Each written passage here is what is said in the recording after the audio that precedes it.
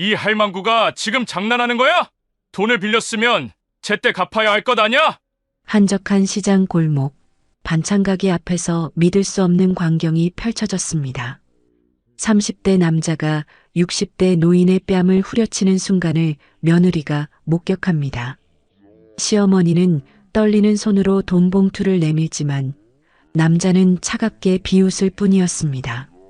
매달 100만 원씩 조폭에게 상납해야 하는 시어머니, 그 뒤에는 아들이 저지른 끔찍한 비밀이 숨어 있는데요. 며느리는 경찰에 신고하지만 경찰마저 조폭과 한패였죠. 절망 속에서 며느리가 선택한 마지막 방법은 과연 무엇이었을까요? 항상 시청해주시는 모든 분들께 감사드립니다. 오늘의 이야기 지금 바로 시작합니다. 11월 중순, 아침 공기가 차가워진 오전 10시였습니다. 은정은 시어머니에게 드릴 패딩 조끼를 비닐봉지에 담아들고 시장으로 향했습니다. 시장 골목 입구에 들어서자 익숙한 냄새가 코끝을 스쳤어요. 튀김 기름 냄새, 생선 비린내, 그리고 김치 냄새가 뒤섞인 그 특유의 시장 냄새였습니다. 은정은 걸음을 재촉했어요. 오늘은 시어머니께 조끼를 직접 입혀드리고 싶었거든요. 어머님, 이번 겨울은 따뜻하게 보내세요. 그렇게 말씀드리며 환하게 웃는 시어머니 얼굴을 상상하니 입가에 미소가 번졌습니다. 반찬 가게는 시장 안쪽 모퉁이에 있었어요. 은정은 모퉁이를 돌아서는 순간 발걸음을 멈췄습니다. 가게 앞에 낯선 남자가 서 있었거든요. 30대 초반쯤 되어 보이는 남자였습니다. 검은색 패딩 점퍼에 청바지를 입고 있었고 한 손엔 담배를, 다른 손엔 휴대폰을 들고 있었어요. 남자의 표정이 예사롭지 않았습니다. 눈썹은 찌푸려져 있었고 입술은 일자로 굳어 있었어요. 은정은 본능적으로 모퉁이 뒤로 몸을 숨겼습니다. 심장이 두근거리기 시작했어요. 왜 이러지? 뭔가 이상한데. 은정은 조심스럽게 고개를 내밀어 상황을 살폈습니다. 시어머니가 가게 문을 열고 나왔어요. 시어머니의 얼굴은 창백했습니다. 입술은 바들바들 떨리고 있었고 두 손은 앞치마를 꽉 쥐고 있었어요. 은정은 시어머니의 그런 모습을 처음 봤습니다. 평소 밝고 씩씩하던 시어머니가 아니었어요. 마치 겁에 질린 작은 새 같았습니다. 남자가 담배를 바닥에 던지며 입을 열었어요. 오늘도 늦었어요. 목소리는 낮고 차갑게 가라앉아 있었습니다. 협박하듯 천천히 내뱉는 말투였어요. 시어머니가 떨리는 손으로 흰색 봉투를 꺼냈습니다. 죄송합니다. 오늘은 좀. 시어머니의 목소리가 떨렸어요. 은정은 가슴이 철렁 내려앉는 걸 느꼈습니다. 남자가 봉투를 낚아채듯 받아들었어요. 봉투를 열어 안을 들여다보더니 표정이 급격히 굳어졌습니다. 이게 뭐예요? 남자의 목소리 톤이 확 달라졌어요. 차갑던 목소리에 날카로운 분노가 섞였습니다. 돈이 반밖에 안 들었잖아요. 시어머니가 두 손을 모으며 고개를 숙였어요. 이번 주는 손님이 적어서 다음 주에 꼭 약속 지키라고 했죠? 남자의 목소리가 시장 전체에 울릴 만큼 커졌습니다. 은정은 온몸이 얼어붙는 걸 느꼈어요. 그 순간이었습니다. 짝! 남자의 손이 시어머니의 뺨을 후려쳤어요. 소리가 골목에 메아리 쳤습니다. 은정은 눈앞이 하얗게 변하는 것 같았어요. 저게 지금 뭐 하는 거야? 시어머니는 비틀거리며 뒤로 물러났습니다. 뺨은 붉게 부어올랐고 눈가에는 눈물이 맺혔어요. 하지만 시어머니는 울지 않았습니다. 그저 입술을 깨물며 고개를 숙인 채 서 있었어요. 양손은 주먹을 쥔 채 바들바들 떨고 있었습니다. 다음엔 이런 일 없기를 바래요. 남자는 봉투를 주머니에 쑤셔 넣으며 돌아섰어요. 은정은 황급히 모퉁이 뒤로 완전히 몸을 숨겼습니다. 남자의 발걸음 소리가 점점 멀어졌어요. 은정은 거친 숨을 내쉬었습니다. 손은 떨렸고 다리에 힘이 풀렸어요. 방금 그게 진짜야? 머릿속이 하얗게 비워지는 것 같았습니다. 은정은 심호흡을 한 뒤 천천히 걸어 나갔어요. 시어머니는 여전히 가게 앞에 서 있었습니다. 뺨을 손으로 감싸고 있었고 고개는 여전히 숙여져 있었어요.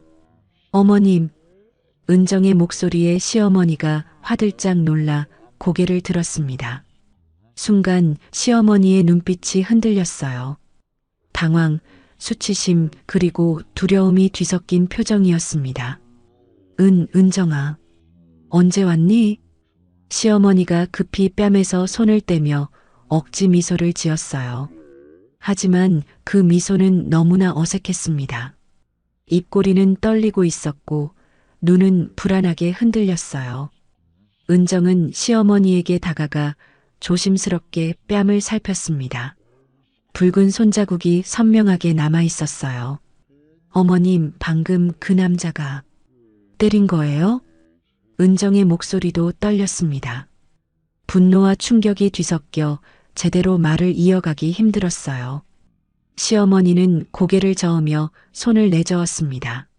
아니야. 괜찮아. 어떻게 괜찮아요? 뺨이 이렇게 부었는데. 은정의 목소리가 커졌어요. 주변에서 몇몇 상인들이 고개를 돌려 이쪽을 쳐다봤습니다. 하지만 시어머니는 더 당황한 표정으로 은정의 손을 잡았어요. 쉿! 큰 소리 내지 마. 괜찮다니까. 시어머니의 손은 차갑고 떨렸습니다.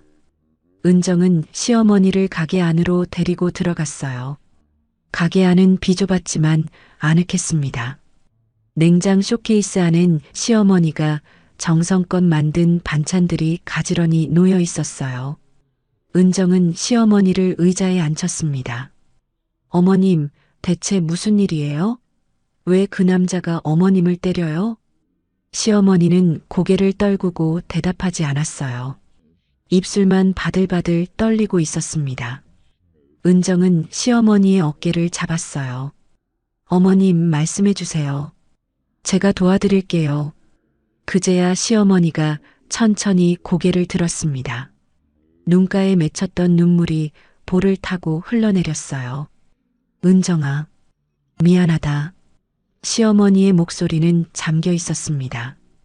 이 일은 내가 알 필요 없어. 그냥 아무것도 묻지 마. 은정은 가슴이 답답해졌어요. 어머님, 그게 무슨 말씀이세요? 시어머니는 다시 고개를 떨궜습니다. 더 이상 아무 말도 하지 않았어요. 은정은 시어머니의 등을 쓰다듬으며 생각했습니다. 분명 뭔가 있어. 그 남자는 돈을 받아갔고 어머님은 겁에 질려 계셔. 그때 가게 밖에서 발소리가 들렸어요. 은정은 재빨리 밖을 내다봤습니다. 아까 그 남자가 다시 돌아온 건 아닐까 싶어 심장이 두근거렸어요. 다행히 지나가는 손님이었습니다. 은정은 안도의 한숨을 내쉬었어요. 하지만 불안감은 가시지 않았습니다. 대체 무슨 일이 벌어지고 있는 거지? 은정은 비닐봉지 속 패딩 조끼를 꺼냈어요. 어머님, 이거 드리려고 왔어요. 시어머니는 조끼를 보며 억지로 미소를 지었습니다. 고맙구나, 은정아. 하지만 그 미소는 슬펐어요. 은정은 시어머니를 안았습니다. 시어머니의 몸은 작고 떨렸어요. 시어머니는 은정의 품에서 작게 흐느꼈어요. 은정은 그 순간 마음속 깊은 곳에서 무언가가 불타오르는 걸 느꼈습니다. 누가 우리 어머님을 이렇게 만든 거야? 분노였습니다. 그리고 반드시 진실을 밝혀내겠다는 다짐이었어요. 은정은 시어머니의 등을 토닥이며 창밖을 바라봤습니다. 시장 골목은 여전히 사람들로 붐볐어요. 하지만 은정의 눈에는 그 평범한 풍경이 더 이상 평범하게 보이지 않았습니다. 이 시장에 대체 무슨 비밀이 숨어 있는 거지? 은정의 눈빛이 날카롭게 변했어요. 이제 뒤로 물러설 수 없었습니다. 그날 저녁 은정은 집으로 돌아왔습니다. 현관문을 열고 들어서는 순간 거실에서 TV 소리가 들렸어요. 남편이 소파에 앉아 뉴스를 보고 있었습니다. 은정은 가방을 내려놓으며 남편을 바라봤어요. 평소 같으면 다녀왔어요 라고 먼저 인사했을 겁니다. 하지만 오늘은 달랐어요. 머릿속에 아침에 목격한 장면이 계속 떠올랐거든요. 시어머니의 떨리는 손, 붉게 부은 뺨, 그리고 그 남자의 차갑던 목소리. 은정은 입술을 깨물었습니다. 남편은 고개를 돌려 은정을 보며 미소 지었어요. 왔어? 오늘 좀 늦었네. 평소와 다름없는 목소리였습니다. 은정은 소파 옆에 서서 말문을 열었어요. 여보, 오늘 어머님 가게에 갔다 왔는데. 남편의 표정이 미세하게 굳어지는 게 느껴졌습니다. 리모컨을 든 손이 잠깐 멈칫했어요. 응? 엄마 뭐래? 남편은 애써 평온한 척하며 물었습니다. 하지만 은정의 눈엔 그 어색함이 보였어요. 어머님이 누군가한테 맞으셨어요. 은정의 목소리가 떨렸습니다. 남편의 손에서 리모컨이 소파 위로 떨어졌어요. TV 소리만 거실에 울려 퍼졌습니다. 남편은 고개를 돌려 TV를 바라봤어요. 은정을 마주보지 않았습니다.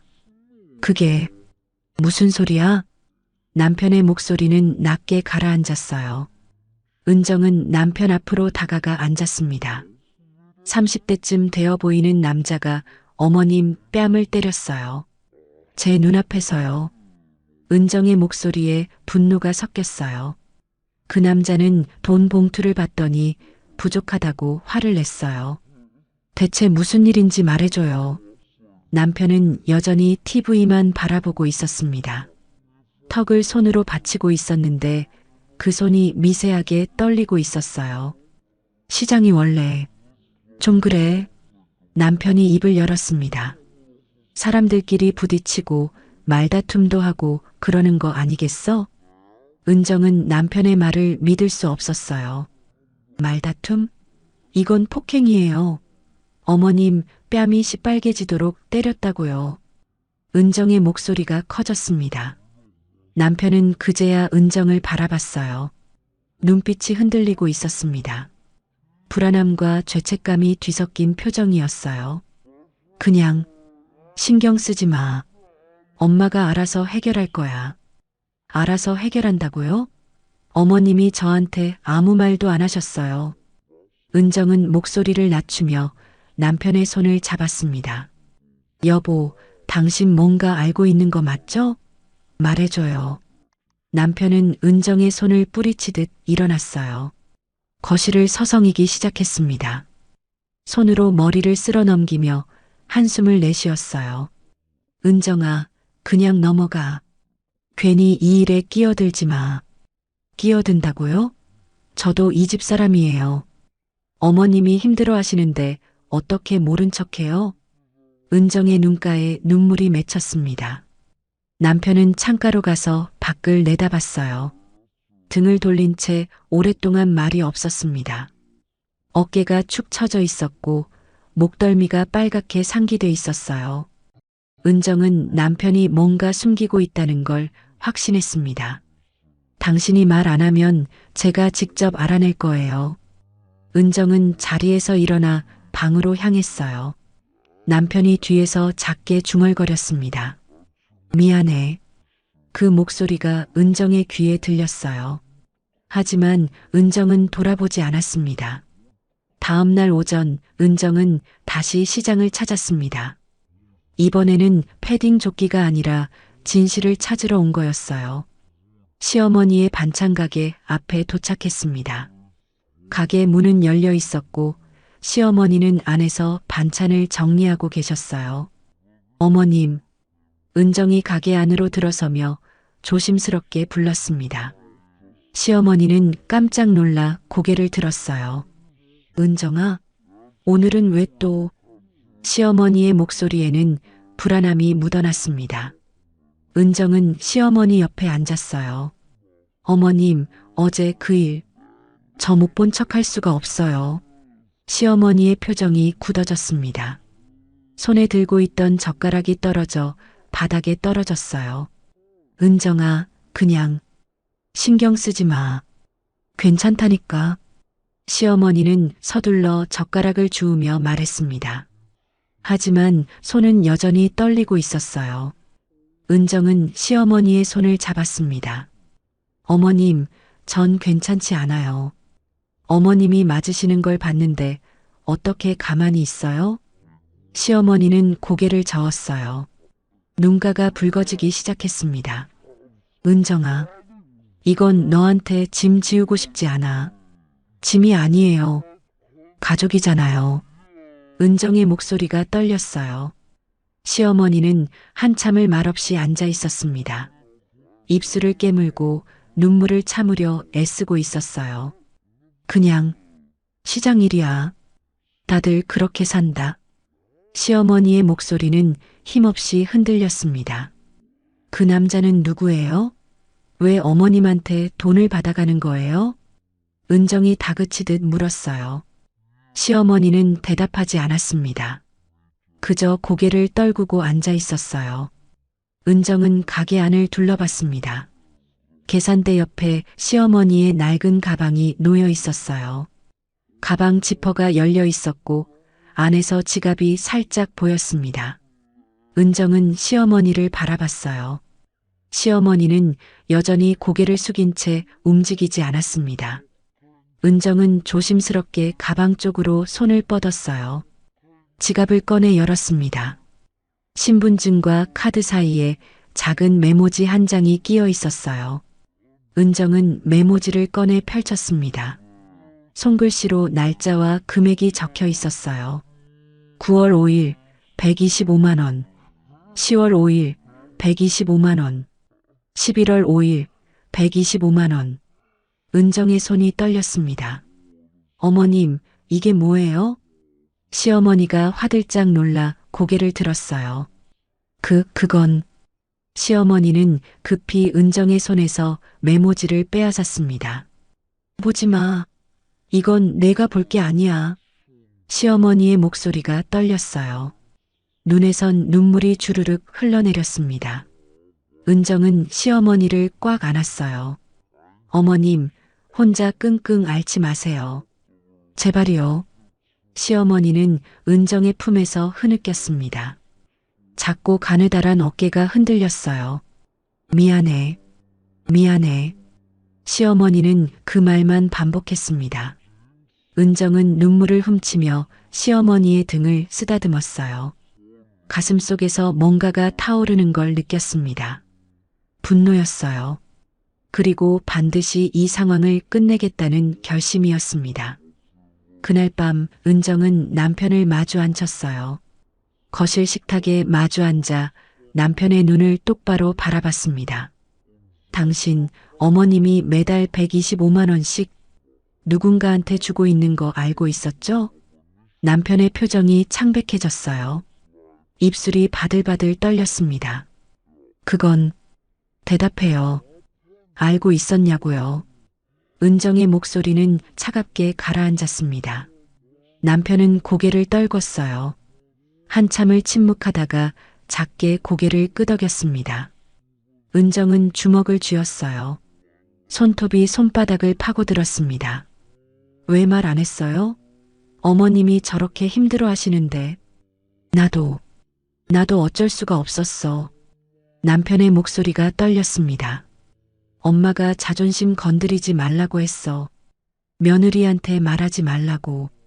자존심이요? 어머님이 맞으시는데 자존심이 뭐가 중요해요? 은정의 목소리가 높아졌어요. 남편은 얼굴을 손으로 감쌌습니다. 어깨가 떨렸어요. 미안해. 정말 미안해. 은정은 남편을 바라보며 생각했습니다. 이 사람도 겁에 질려 있구나. 하지만 이해할 수는 없었어요. 은정은 자리에서 일어났습니다. 저는 더 이상 모른 척 못해요. 어머님을 도울 거예요. 남편은 고개를 들어 은정을 바라봤어요. 눈가가 붉었습니다.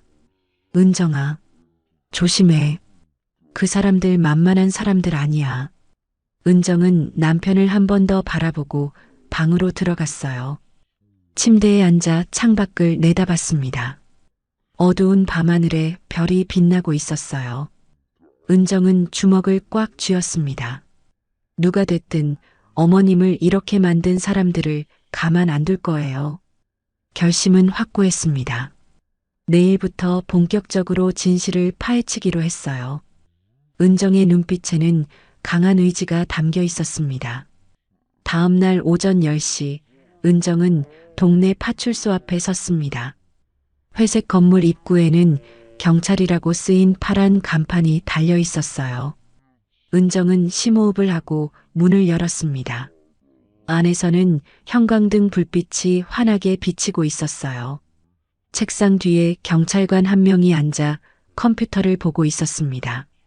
40대 중반쯤 되어 보이는 남자였어요. 저기요. 은정이 조심스럽게 말을 걸었습니다. 경찰관이 고개를 들어 은정을 봤어요. 무슨 일이세요? 목소리는 무뚝뚝했습니다. 은정은 의자에 앉아 천천히 말을 시작했어요. 신고하러 왔습니다. 시장에서 폭행 사건이 있었어요. 경찰관은 메모장을 꺼내 들었습니다. 언제, 어디서 일어난 일인가요? 이틀 전이요. 중앙시장 반찬가게 앞에서요. 은정은 목격한 장면을 자세히 설명했습니다. 30대 남자가 시어머니의 뺨을 때린 일, 돈 봉투를 받아간 일, 그리고 매달 100만 원씩 상납하고 있다는 사실까지 모두 털어놨어요. 경찰관은 고개를 끄덕이며 메모만 했습니다. 표정은 무덤덤했어요. 마치 일상적인 민원을 듣는 것 같았습니다. 그래서 피해자분은 누구고 가해자는 누구예요? 피해자는 제 시어머니 윤명자 씨고요. 가해자는 이름은 모르겠지만 30대 남자예요. 경찰관은 메모를 멈추고 은정을 봤어요. 가해자 신상을 모르시면 수사가 어려운데요. 그럼 CCTV를 확인하시면 되잖아요. 시장에 CCTV 있을 거예요. 은정의 목소리에 조급함이 묻어났습니다. 경찰관은 한숨을 쉬며 메모장을 덮었어요. 시장 일은 시장에서 알아서 끝나는 게 대부분이에요. 은정은 귀를 의심했습니다. 지금 무슨 말씀하시는 거예요? 시장에서 상인들끼리 다투고 그러는 거 한두 번입니까? 일일이 다 수사하면 일이 끝도 없어요. 경찰관의 목소리는 귀찮다는 듯 느릿했습니다. 은정은 책상을 손으로 짚으며 몸을 앞으로 기울였어요. 이건 단순한 다툼이 아니에요. 폭행이고 공갈이에요. 증거가 있나요? 목격자는요? 제가 직접 봤다니까요. 은정의 목소리가 커졌습니다. 경찰관은 불편한 표정을 지었어요. 일단 접수는 해드릴게요. 조사해보고 연락드리겠습니다. 말은 그렇게 했지만 목소리에는 성의가 없었습니다. 은정은 주먹을 쥐었어요. 손톱이 손바닥에 파고들었습니다. 언제쯤 연락 주실 건가요? 바쁜 사건들이 많아서 시간 좀 걸릴 겁니다. 경찰관은 다시 컴퓨터 화면을 보기 시작했어요. 은정을 내보내려는 태도가 역력했습니다. 은정은 자리에서 일어났어요. 가슴속에서 뜨거운 분노가 치밀어 올랐습니다. 꼭 연락 주세요. 기다리겠습니다. 은정은 파출소를 나왔습니다. 찬바람이 얼굴을 스쳤어요. 하지만 분노로 달아오른 몸은 식지 않았습니다. 저게 경찰이라고. 은정은 주먹을 쥔 채 길을 걸었습니다. 며칠이 지났습니다. 경찰에게서는 아무런 연락이 오지 않았어요. 은정은 매일 휴대폰을 확인했지만 파출소에서 온 전화는 단 한 통도 없었습니다. 역시 그냥 묵살한 거구나. 은정은 허탈함과 분노를 동시에 느꼈어요. 그러던 어느 날 오후 2시였습니다. 은정은 시장 근처 국밥집에 들어갔어요. 점심시간이 지나 손님이 많지 않았습니다. 주문을 하고 자리에 앉으려는데 안쪽 테이블에서 익숙한 목소리가 들렸어요. 형님, 한 잔 더 하시죠. 은정은 고개를 돌렸습니다. 심장이 철렁 내려앉았어요. 저기 안쪽 테이블에 앉아 있는 사람들. 한 명은 파출소에서 만났던 그 경찰관이었습니다. 그리고 그 옆에는 시어머니를 때렸던 30대 남자 우석이가 앉아 있었어요. 은정은 숨이 막혔습니다. 두 사람은 소주잔을 부딪히며 웃고 있었어요. 형님 덕분에 일이 편해요. 진짜? 우석이 경찰관에게 말했습니다. 경찰관은 웃으며 소주를 들이켰어요. 우리가 남이가 서로 돕고 사는 거지. 은정은 손이 떨렸습니다. 온몸에 소름이 돋았어요. 저 사람들이 한패였어? 은정은 재빨리 몸을 돌려 국밥집을 나왔습니다. 주문한 국밥은 그대로 두고 왔어요.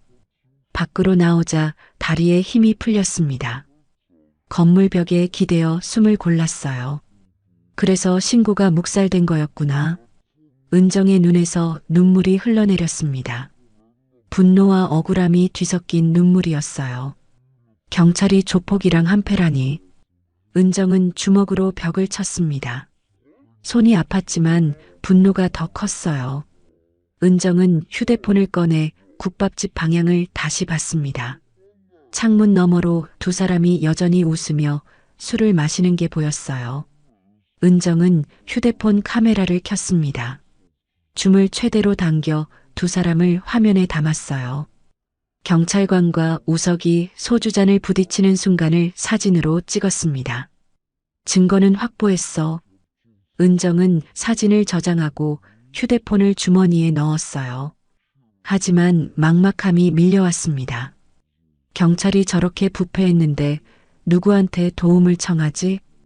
은정은 하늘을 올려다봤어요. 회색빛 구름이 무겁게 드리워져 있었습니다. 마치 은정의 마음 같았어요. 은정은 집으로 돌아왔습니다. 거실에 앉아 찍어둔 사진을 다시 봤어요. 경찰관과 우석이 웃고 있는 모습이 화면에 선명하게 담겨 있었습니다. 이걸로 뭘 할 수 있을까? 은정은 고민에 빠졌어요. 그때 현관문이 열리는 소리가 났습니다. 남편이 퇴근해서 들어왔어요. 다녀왔어. 남편은 피곤한 표정으로 소파에 앉았습니다. 은정은 남편에게 다가가 휴대폰을 보여줬어요. 이것 좀 봐요. 남편은 화면을 보더니 얼굴이 창백해졌습니다. 이게 언제 찍은 거야? 오늘 오후에요. 국밥집에서 우연히 봤어요.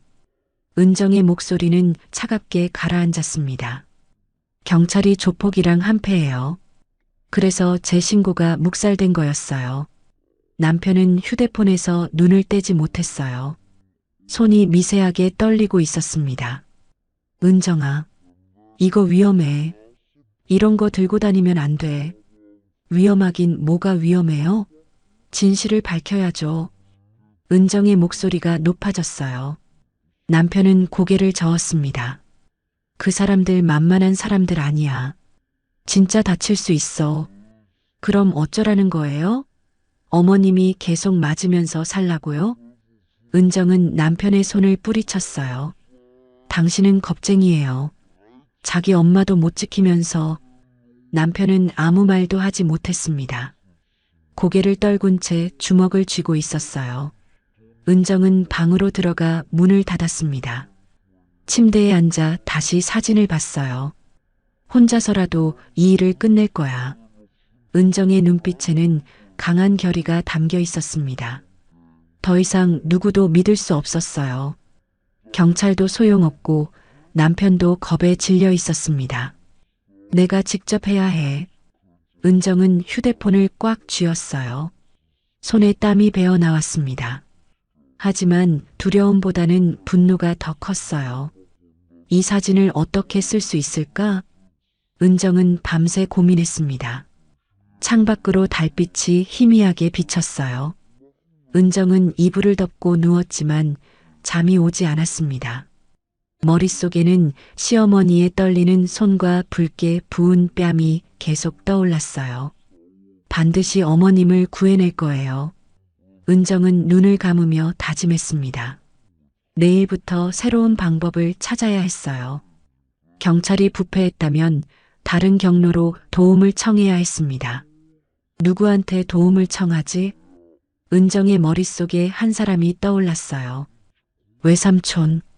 경찰대를 나와 지금은 경정으로 일하고 있는 외삼촌이었습니다.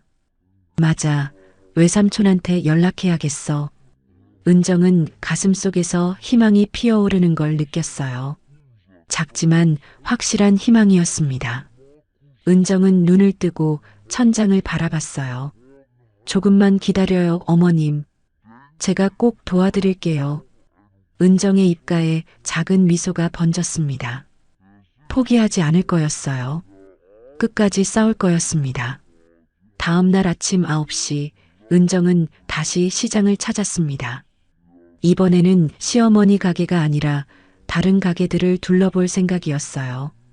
시장 입구에 들어서자 과일 가게 아주머니가 눈에 띄었습니다. 60대쯤 되어 보이는 아주머니였어요. 은정은 사과 몇 개를 집어들며 조심스럽게 말을 꺼냈습니다. 아주머니, 여기 장사 오래 하셨어요? 아주머니는 사과를 봉투에 담으며 고개를 끄덕였어요. 15년 됐지. 왜? 혹시 이 시장에서 돈 걷어가는 사람들 있나요? 은정의 질문에 아주머니의 손이 멈췄습니다.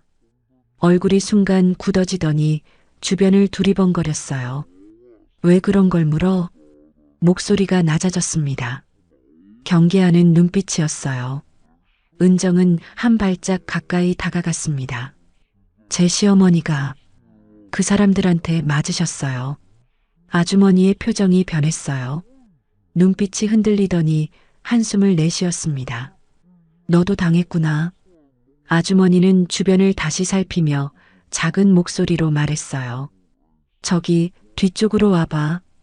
두 사람은 가게 뒤편으로 이동했습니다. 좁은 골목이었고 사람들 눈에 잘 띄지 않는 곳이었어요. 아주머니는 팔짱을 끼며 입을 열었습니다. 이 시장 전체가 그 사람들 손아귀에 있어. 그 사람들이 누군데요? 조폭이지. 뭐? 아주머니의 목소리는 체념이 묻어 있었어요. 매달 관리비라고 돈을 걷어가. 우리는 어쩔 수 없이 내고 있지. 은정은 가슴이 답답해졌습니다. 얼마나 내는데요? 우리 같은 작은 가게는 10만 원씩, 큰 가게는 더 내고.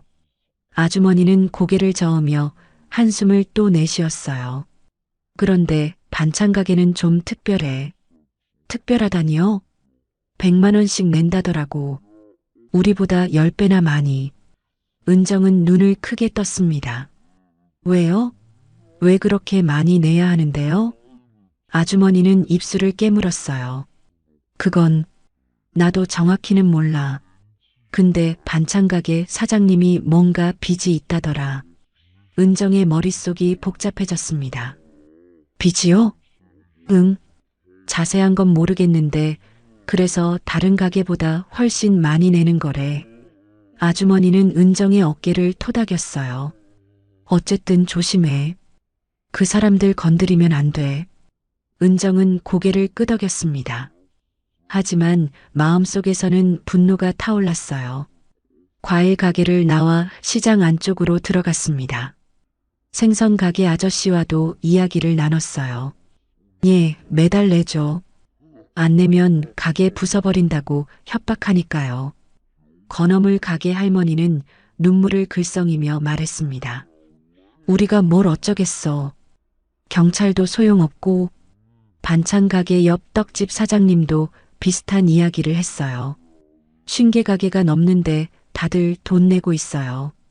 시장 전체가 그 사람들 밑에 있는 거죠. 은정은 듣는 내내 주먹을 쥐고 있었습니다. 손톱이 손바닥을 파고들었어요. 이게 말이 돼? 시장은 겉으로 보기엔 평화로웠습니다. 사람들은 장을 보고 상인들은 물건을 팔고 있었어요. 하지만 그 평화 뒤에는 조폭의 그림자가 드리워져 있었습니다. 은정은 시장 한가운데 서서 주변을 둘러봤어요. 이 사람들이 모두 두려움 속에서 살고 있구나. 점심때가 되자 은정은 시어머니 가게로 갔습니다. 시어머니는 가게 안에서 김치를 담고 계셨어요. 은정이 들어서자 깜짝 놀라며 고개를 들었습니다. 은정아, 오늘은 왜? 어머님, 제가 상인분들한테 물어봤어요. 은정은 시어머니 앞에 앉았어요. 이 시장 전체가 조폭한테 돈을 내고 있더라고요. 시어머니의 얼굴이 창백해졌습니다. 손에 들고 있던 집게가 바닥에 떨어졌어요. 은정아, 왜 그런 걸? 어머님은 왜 100만 원씩 내세요? 다른 분들은 10만 원인데. 은정의 목소리가 떨렸습니다. 시어머니는 고개를 떨구고 대답하지 않았어요. 어깨가 작게 떨리고 있었습니다. 어머님, 빚이 있으신 거예요? 시어머니의 눈에서 눈물이 흘러내렸어요. 은정아, 미안해. 시어머니의 목소리는 잠겨 있었습니다. 내가 잘못했어. 은정은 시어머니를 꽉 안았어요. 어머님 잘못 아니에요. 어머님이 뭘 잘못하셨어요? 시어머니는 은정의 품에서 흐느꼈습니다. 돈이 부족한 날엔 그 사람들이 와서 소리를 질러. 시어머니의 목소리는 떨렸어요. 가게 앞에서 욕하고 물건 던지고 나는 그냥 참을 수밖에 없었어. 은정은 눈물을 참았습니다. 가슴이 찢어지는 것 같았어요. 어머님이 얼마나 무서웠을까.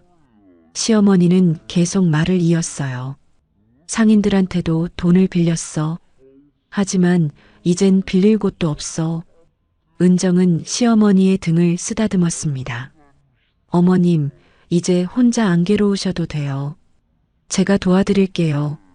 시어머니는 고개를 저었어요. 은정아, 너까지 위험해지면 안 돼. 전 괜찮아요. 어머님을 이대로 둘 순 없어요. 은정의 목소리에는 강한 결의가 담겨 있었습니다.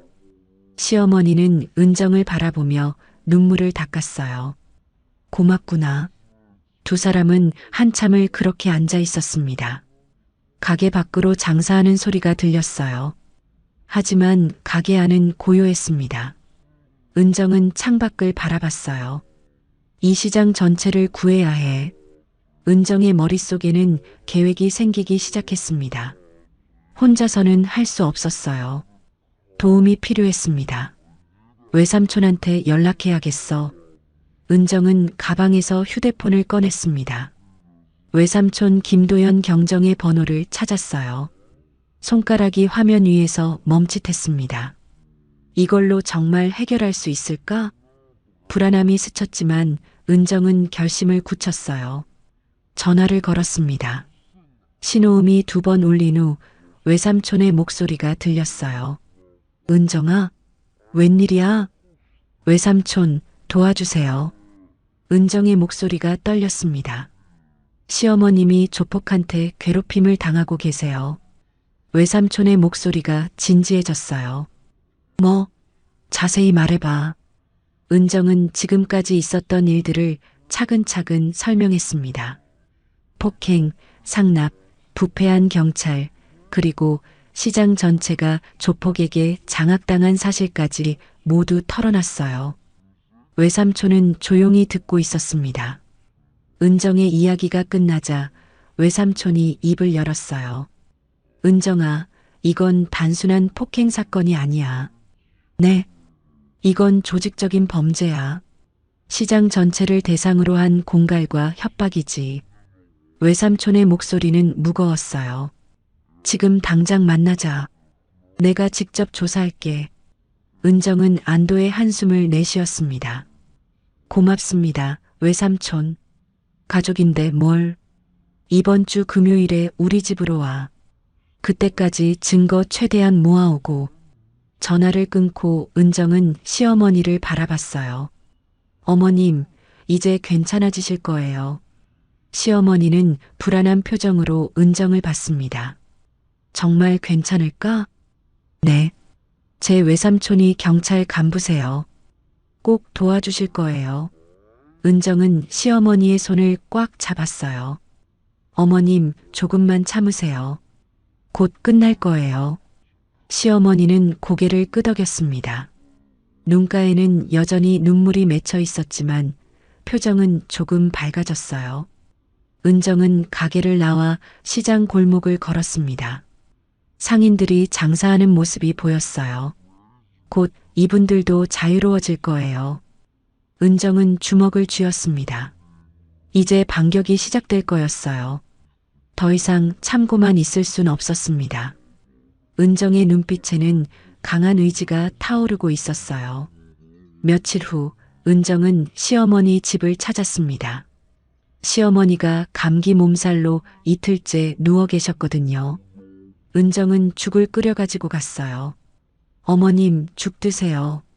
시어머니는 침대에 기대 앉아 죽을 받았습니다.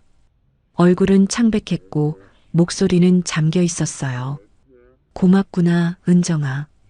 은정은 시어머니가 죽을 드시는 동안 방을 둘러봤습니다.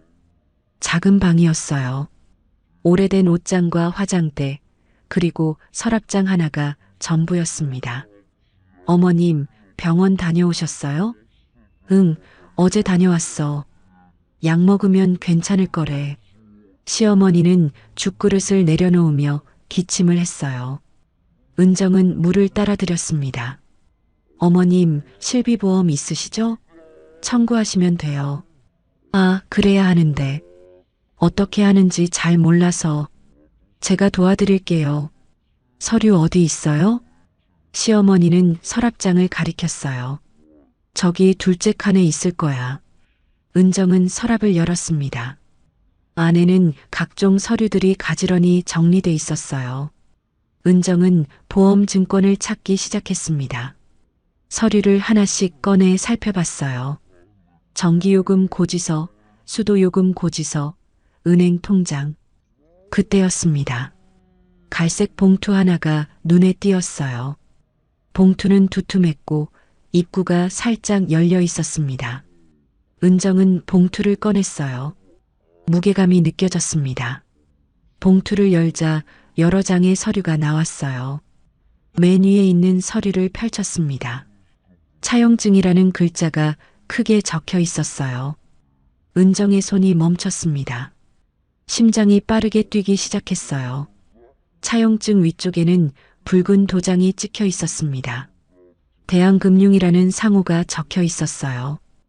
은정은 차용증을 자세히 읽기 시작했습니다. 금액 3천만 원. 은정의 입이 떡 벌어졌어요. 이자율 연 50%. 손이 떨렸습니다. 상환 방식 매월 이자 125만 원. 은정은 숨이 막혔어요. 연 50%는 불법 사채였습니다. 은정은 다음 서류를 펼쳤어요. 은행 통장 사본이었습니다. 거래 내역이 찍혀 있었어요.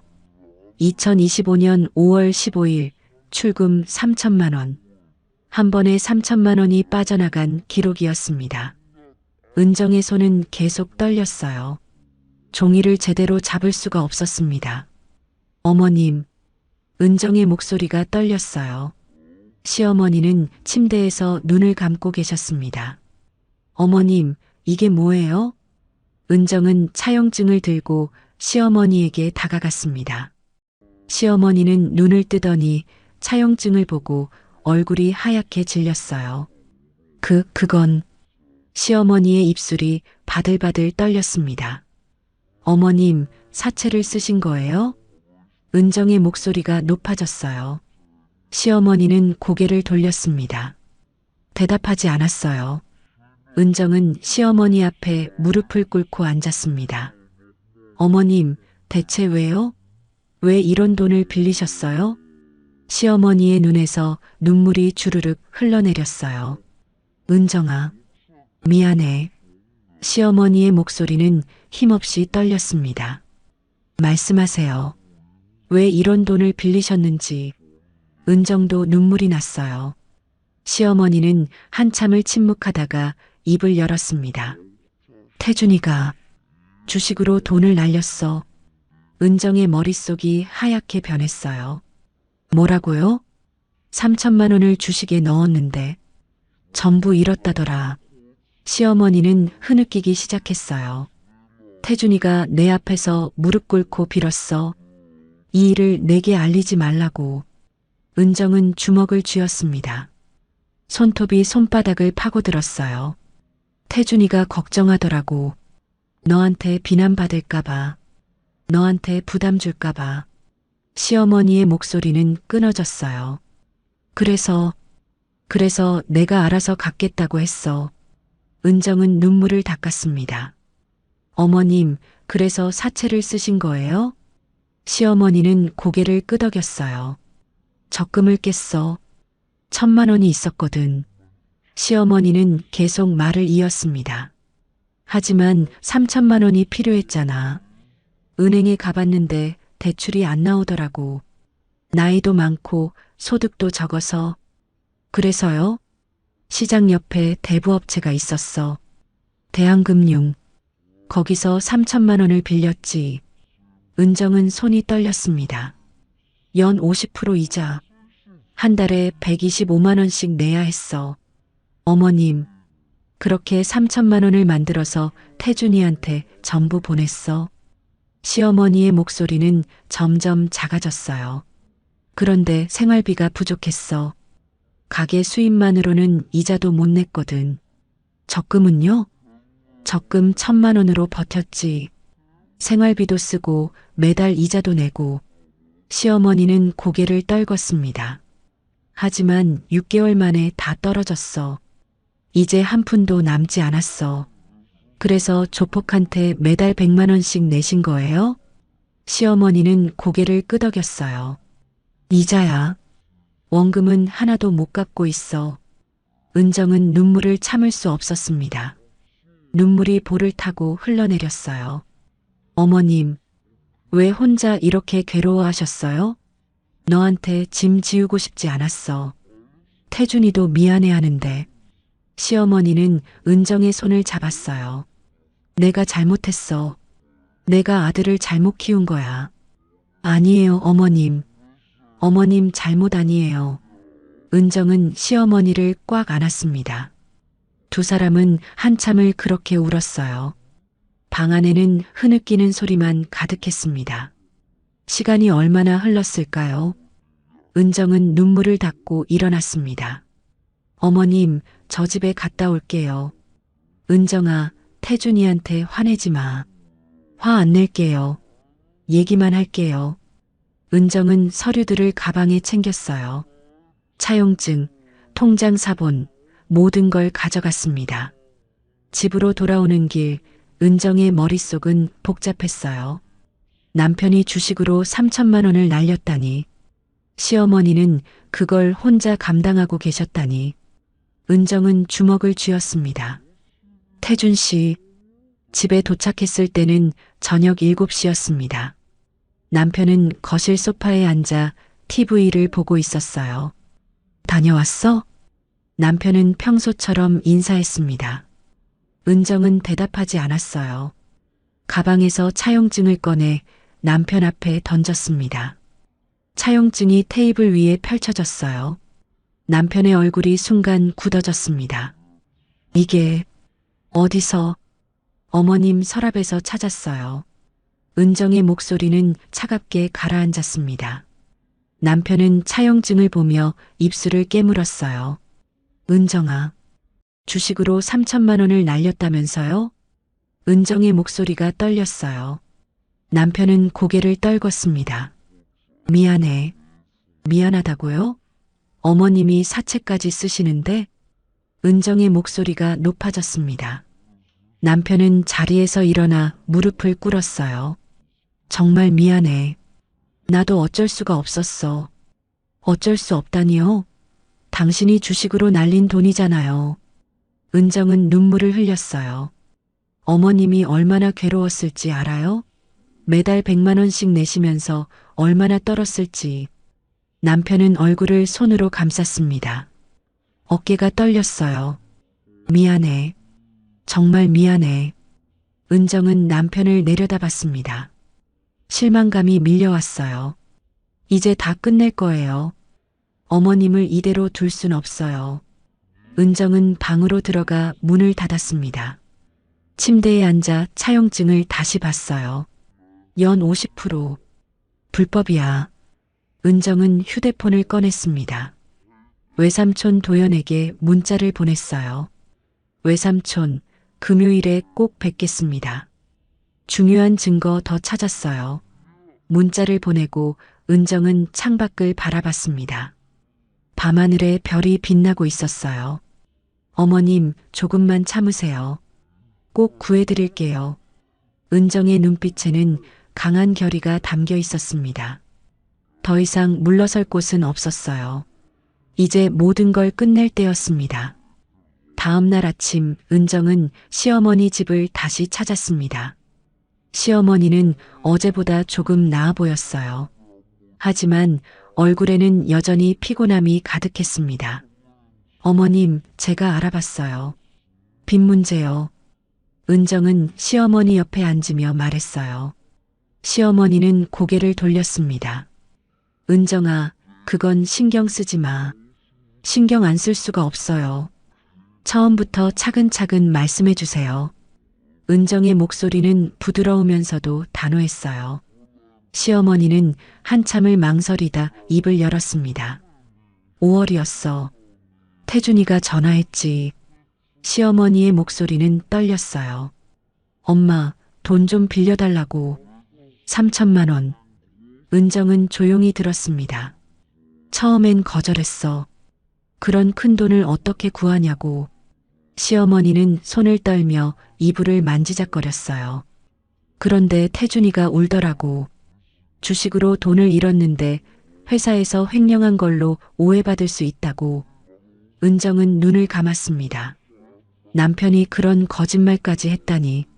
나는 아들이 감옥 가는 걸 볼 수 없었어. 시어머니의 눈에서 눈물이 흘러내렸어요.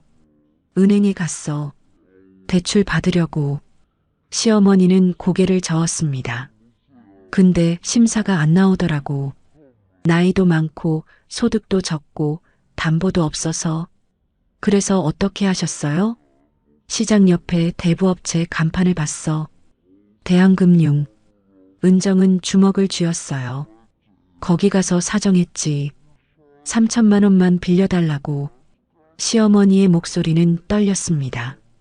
담당자가 웃으면서 빌려주더라고. 근데 이자가 한 달에 125만 원이래. 연 50%. 몰랐어. 그게 얼마나 무서운 건지. 시어머니는 고개를 떨궜습니다. 그냥 아들만 살리고 싶었어. 그래서 도장을 찍었지. 은정의 가슴이 아팠습니다. 그렇게 3천만 원을 받아서 태준이한테 전부 보냈어. 시어머니는 눈물을 닦았어요. 태준이는 고맙다고 꼭 갚겠다고 했어. 그런데요? 한 달이 지났어. 태준이한테 전화했더니 아직 돈이 없다고 하더라고. 시어머니의 목소리는 점점 작아졌어요. 2달, 3달이 지나도 마찬가지였어. 은정은 시어머니의 손을 잡았습니다. 생활비는 어떻게 하셨어요? 적금이 있었잖아. 10년 동안 모은 1,000만 원. 시어머니는 손가락으로 계산하듯 움직였어요. 가게 수입이 한 달에 200만 원 정도였는데 집세 60만 원, 공과금 20만 원 내고 나면 120만 원밖에 안 남네요. 그걸로 밥 먹고 가게 재료 사고 턱없이 부족했어. 시어머니는 한숨을 내쉬었습니다. 그래서 적금을 조금씩 깨서 썼어. 생활비도 쓰고 이자 125만 원도 내고.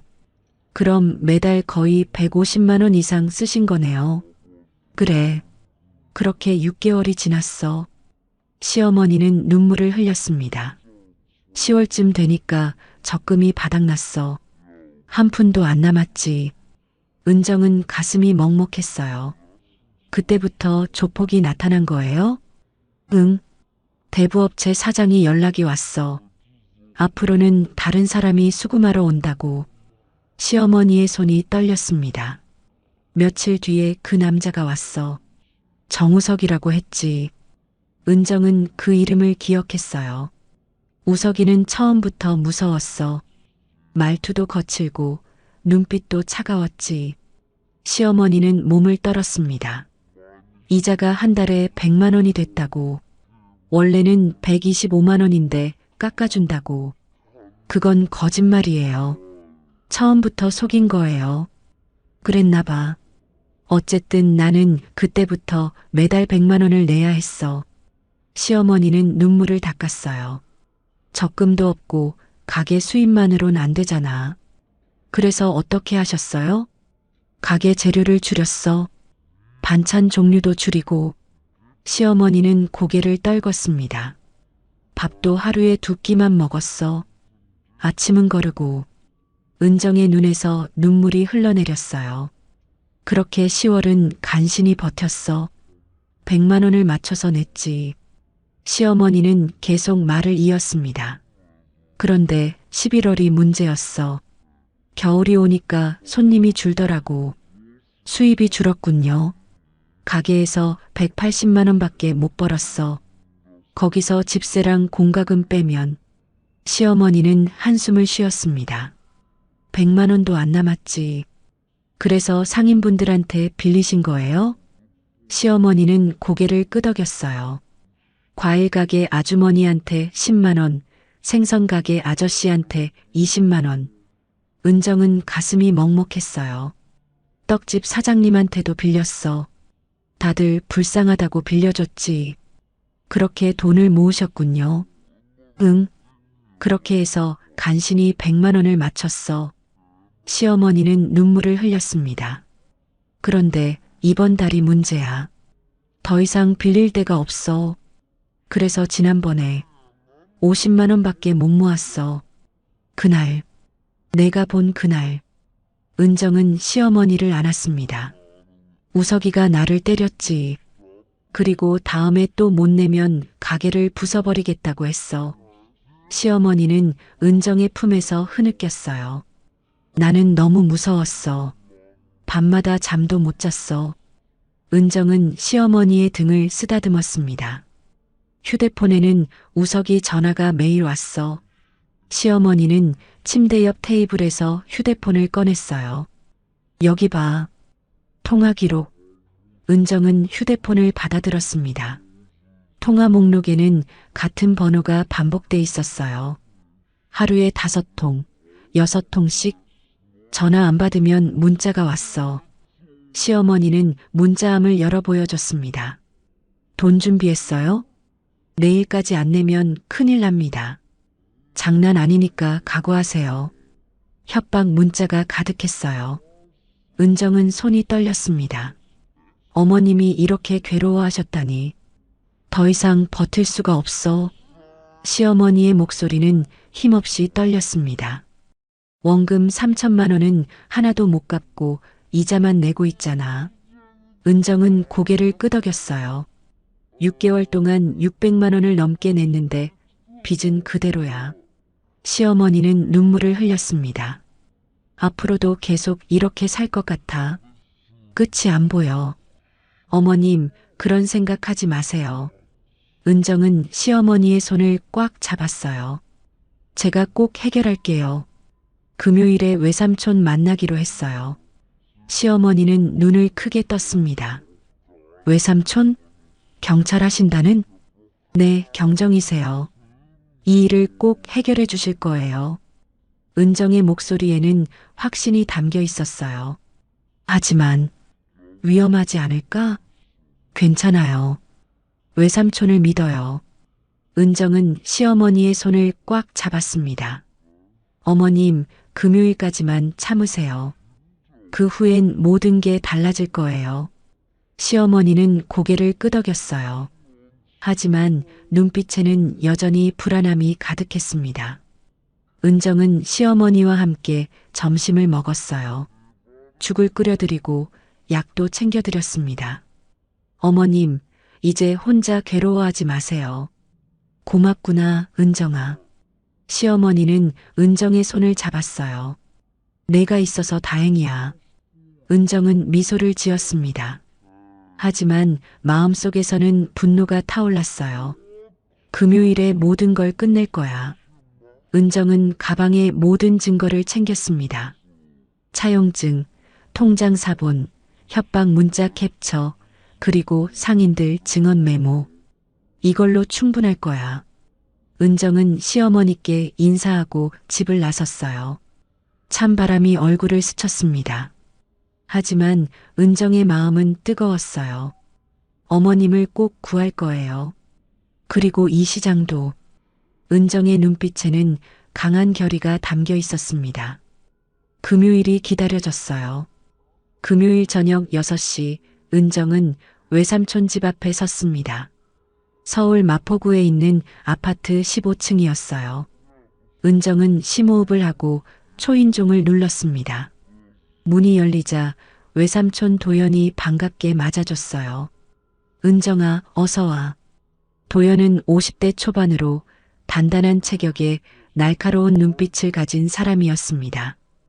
은정은 외삼촌을 보자 안도감이 밀려왔어요. 외삼촌, 정말 감사합니다. 거실에 들어가 소파에 앉았습니다.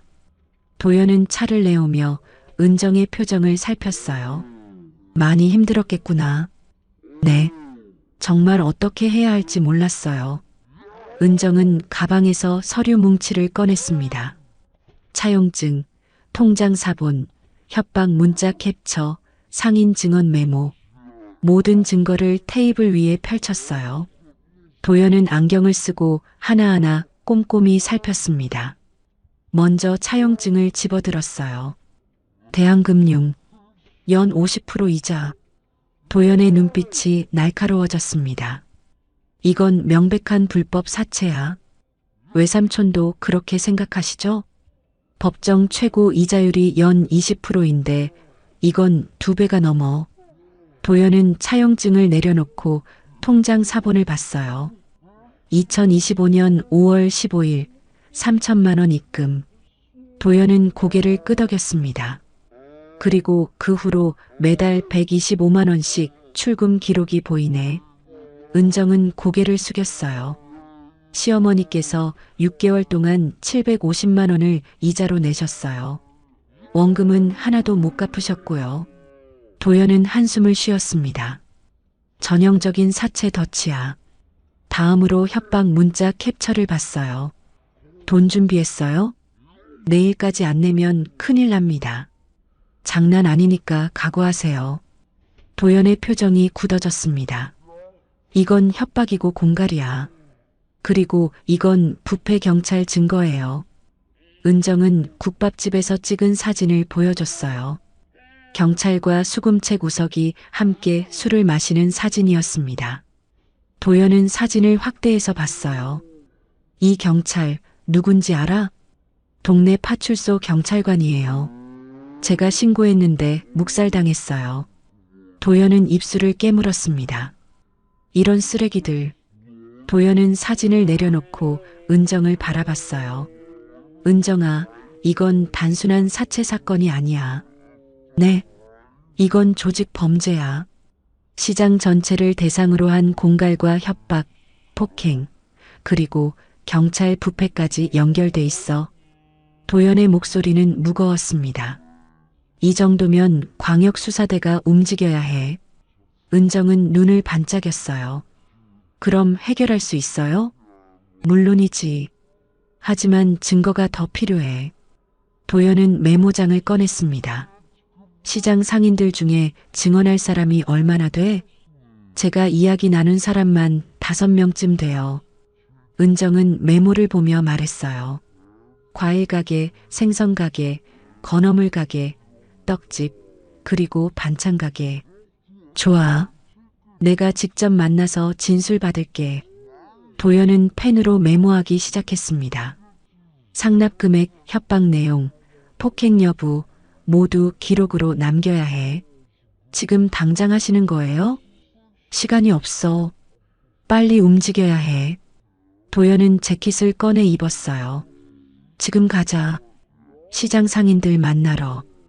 은정은 일어섰습니다. 지금요? 저녁인데. 범죄자들은 밤에도 활동해. 우리도 빨리 움직여야 해. 두 사람은 외삼촌의 차를 타고 시장으로 향했습니다. 밤 7시 시장은 여전히 붐볐어요. 저녁장을 보는 사람들로 가득했습니다. 은정과 도연은 과일 가게로 먼저 갔어요. 아주머니는 가게를 정리하고 있었습니다. 아주머니, 저예요.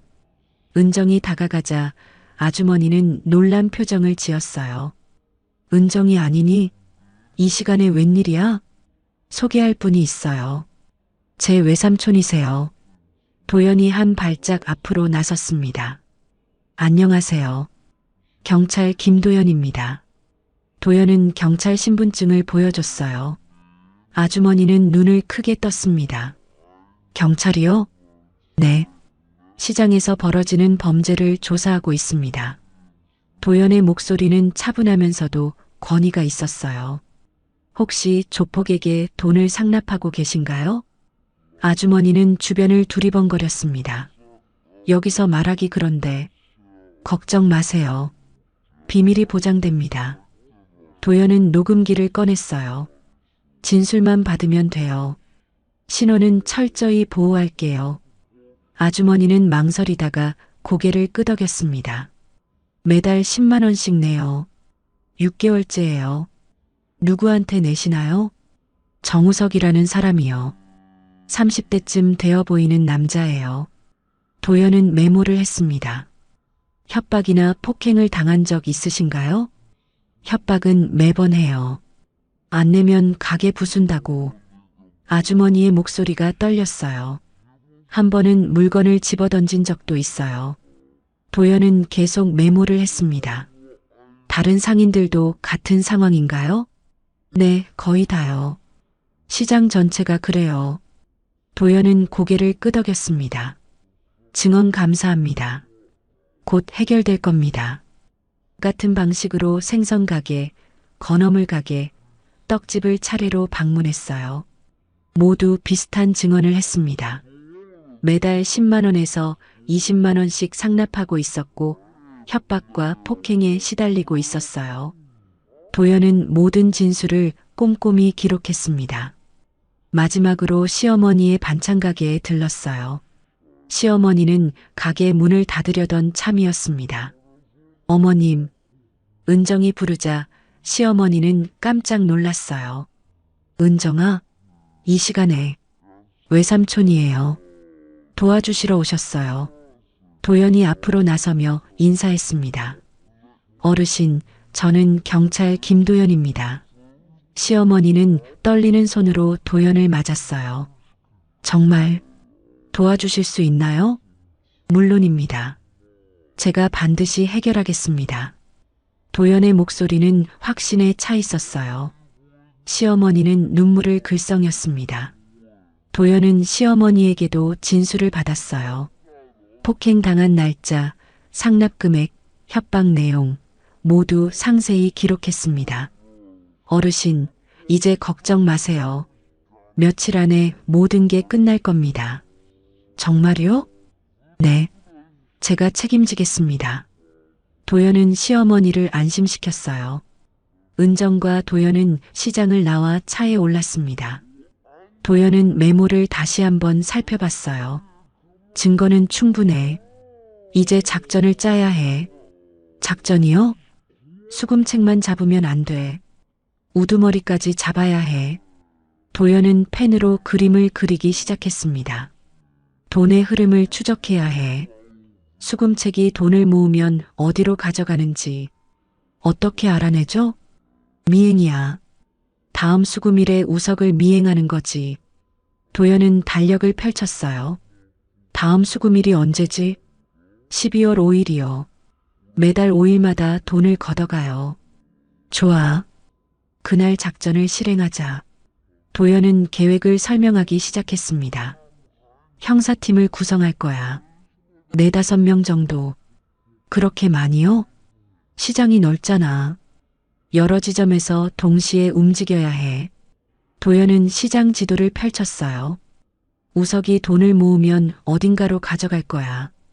그곳이 본거지지. 그럼 거기서 우두머리를 잡는 거군요. 그래.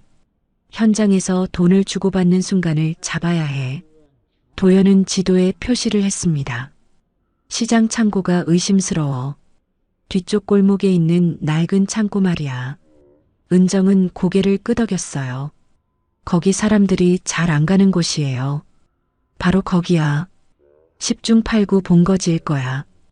도연은 계획을 마무리했습니다. 12월 5일 새벽 4시에 작전을 시작할 거야. 새벽 4시요?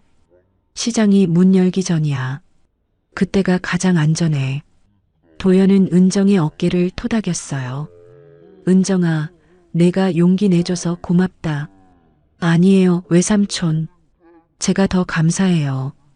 은정은 눈물을 글썽였습니다. 시어머니를 꼭 구하고 싶었어요. 반드시 구할 거야. 그리고 시장도. 도연의 눈빛에는 강한 결의가 담겨 있었어요.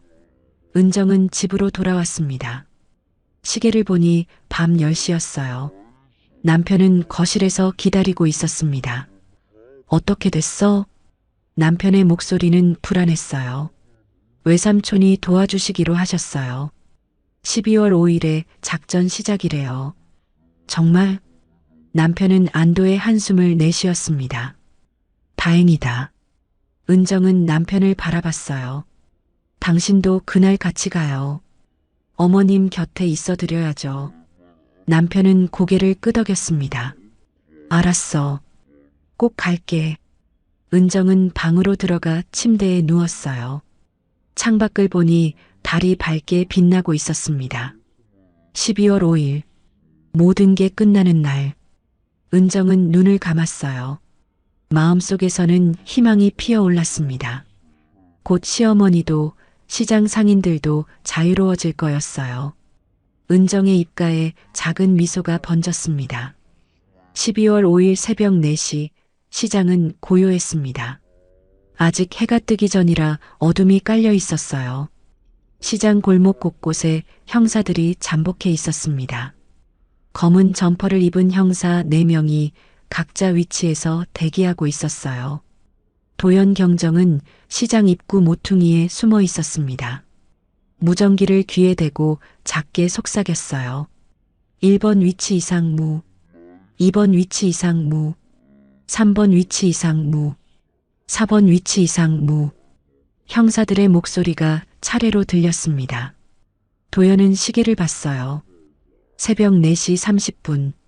곧 나타날 거야. 도연은 숨을 죽이며 골목을 주시했습니다. 은정은 시장에서 조금 떨어진 차 안에 있었어요.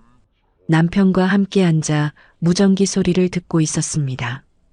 긴장되네. 은정의 목소리가 떨렸어요. 남편이 은정의 손을 잡았습니다. 괜찮아. 외삼촌을 믿자. 은정은 고개를 끄덕였어요. 하지만 가슴은 두근거렸습니다. 새벽 4시 40분 골목 끝에서 인기척이 들렸어요. 도연은 몸을 더욱 낮췄습니다. 검은 패딩을 입은 남자가 나타났어요. 바로 우석이었습니다. 우석은 담배를 피우며 천천히 걸어왔어요.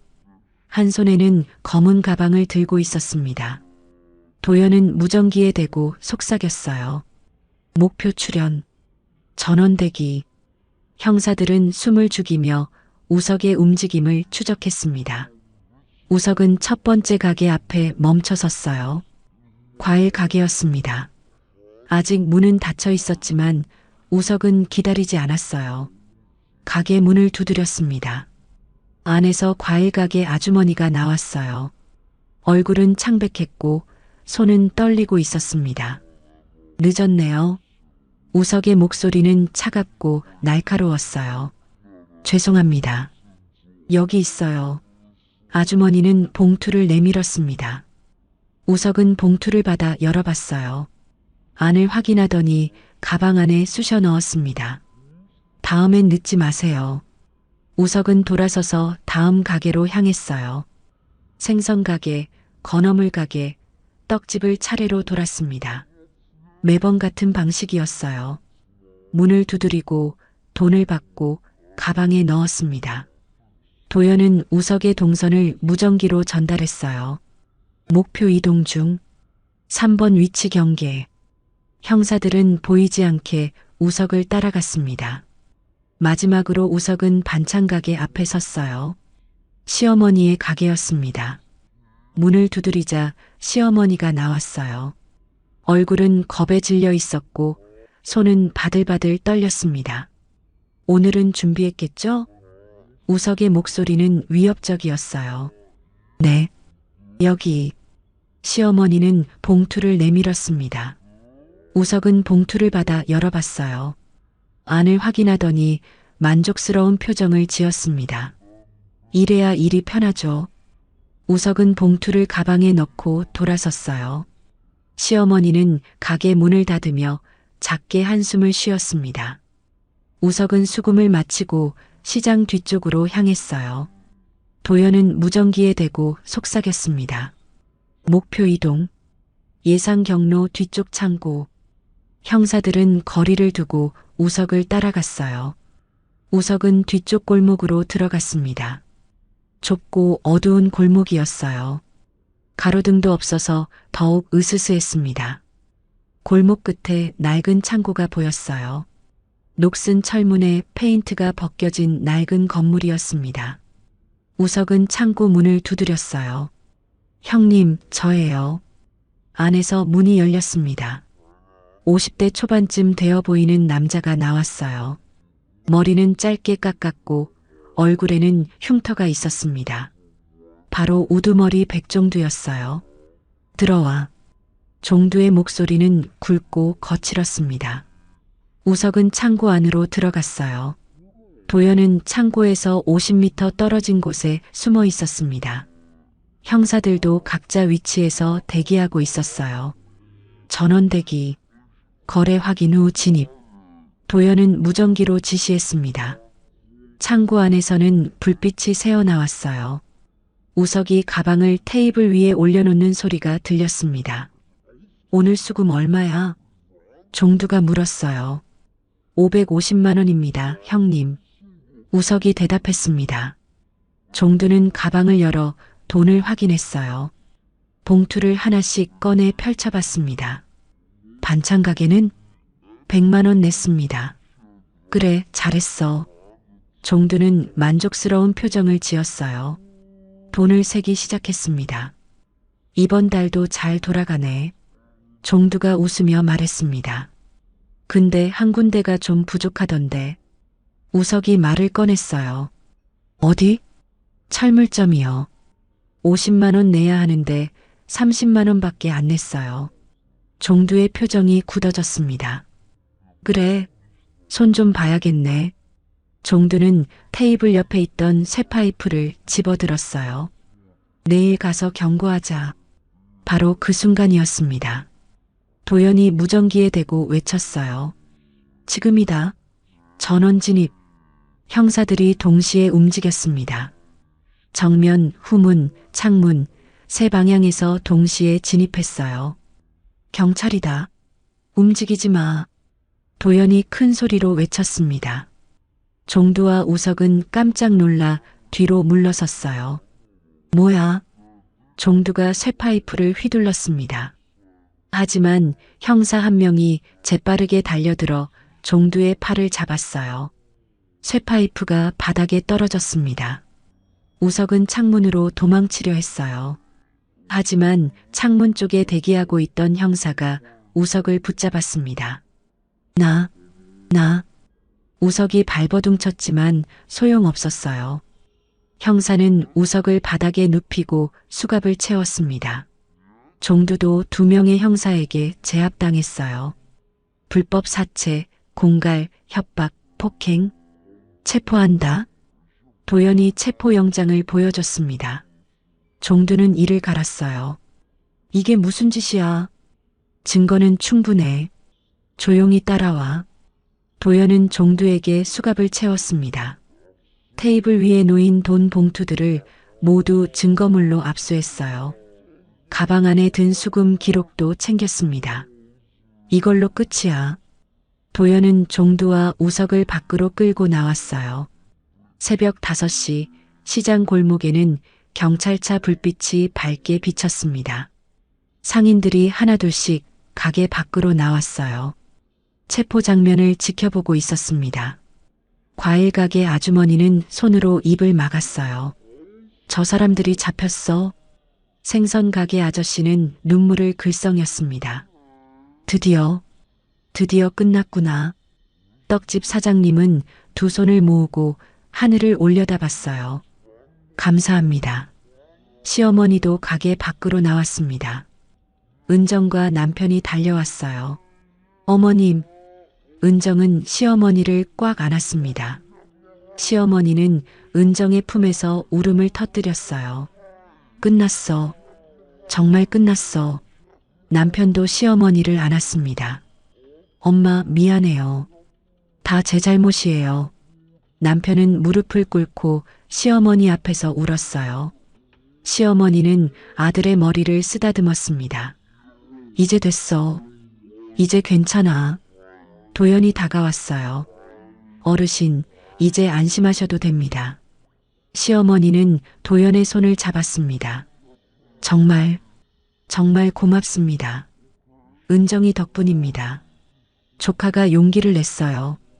도연은 은정을 바라보며 미소 지었어요. 은정은 눈물을 닦으며 웃었습니다. 시장 상인들이 모두 모여들었어요. 박수가 터져 나왔습니다. 고맙습니다. 드디어 자유예요. 이제 편하게 장사할 수 있겠어요.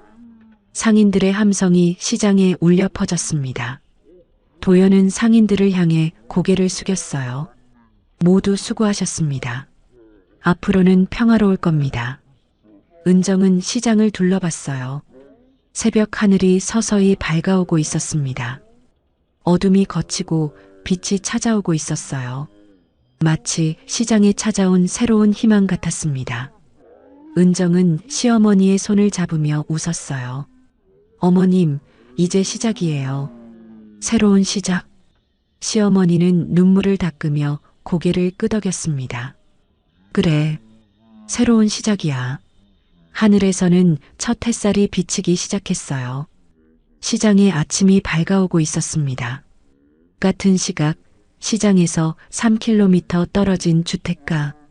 형사 2명이 한 빌라 앞에 섰습니다.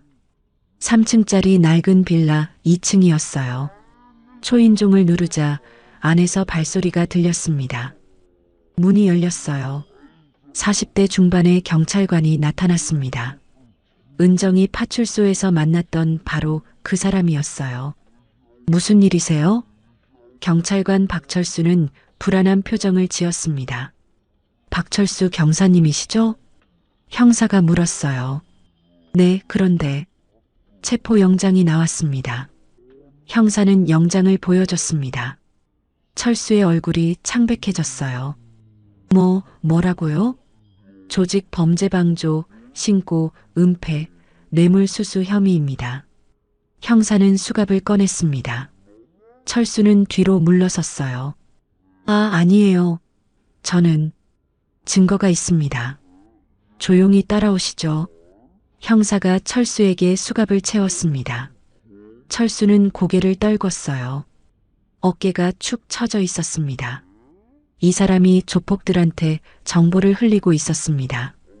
형사가 설명했어요. 신고가 들어오면 묵살하고 단속 정보도 미리 알려줬습니다. 철수는 아무 말도 하지 못했어요. 대가로 매달 100만 원을 받았습니다. 형사는 철수의 통장 거래 내역을 보여줬습니다. 매달 5일마다 100만 원씩 입금된 기록이 있었어요. 이건 철수는 변명하려 했지만 말이 나오지 않았습니다.